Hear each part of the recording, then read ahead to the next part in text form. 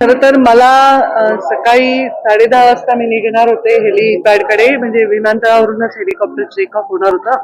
तो मला कळवण्यात आलं की जे हेलिकॉप्टर मी काल वापरत होते त्याच्यामध्ये काहीतरी बिघाड आहे. म्हणजे कालही असं वाटलं थोडं जुनं हेलिकॉप्टर होतं ते, आणि त्याच्यात काही बिघाड आहे. आता मी काय बिघाड आहे वगैरे टेक्निकल डिटेल्स मध्ये गेले नाही, आणि मग त्यांनी मला सांगितलं की ते दुसरं हेलिकॉप्टर मला पाठवतात.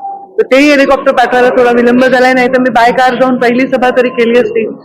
तिकडच्याही लोकांशी मी बोलले, सभा रद्द करणं शक्य नव्हतं, लोक वाट बघायला तयार आहेत. आणि खरंच आहे की आता ही कार्यकर्त्यांची निवडणूक आहे आणि त्यांच्या पाठीशी आम्ही उभं राहायला पाहिजे, त्यांच्या सभा घेऊन त्यांना ऊर्जा दिली पाहिजे, त्यांना ताकद दिली पाहिजे.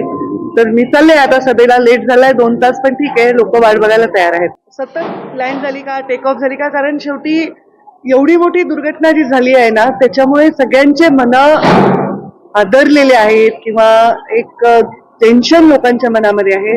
असंख्य कार्यकर्ते मेसेज करत होते, ताई विमान वापरू नका, ताई हेलिकॉप्टर वापरू नका. पण आता त्याला पर्याय नाहीये, शेवटी आम्हाला जास्तीत जास्त ठिकाणी पोहोचायचं आहे, तर कोणी काही काळजी करायचं कारण नाही. मी हेलिकॉप्टरमध्ये बसायच्या आधीच त्यांनी क्लिअर केलं होतं की हेलिकॉप्टरमध्ये काय प्रॉब्लेम आहे आणि बदलावं लागेल, तर त्यामुळे काही काळजी करण्याचं तरी कारण नाही. आणि काम तर चालतच राहणार, चरेवेती आम्हाला काम करत राहावं लागणार. दौरा उशिरा का होईना सुरू झाला. हो, दौरा रद्द नाही होणार, काही झालं तरी दौरा कदाचित शेवटच्या 2 सभा रद्द होतील, कारण अंतर खूप आहे, मी पोचू नाही शकणार बाय कार देखील. आता काल मी त्यानंतर पहिल्यांदा आले.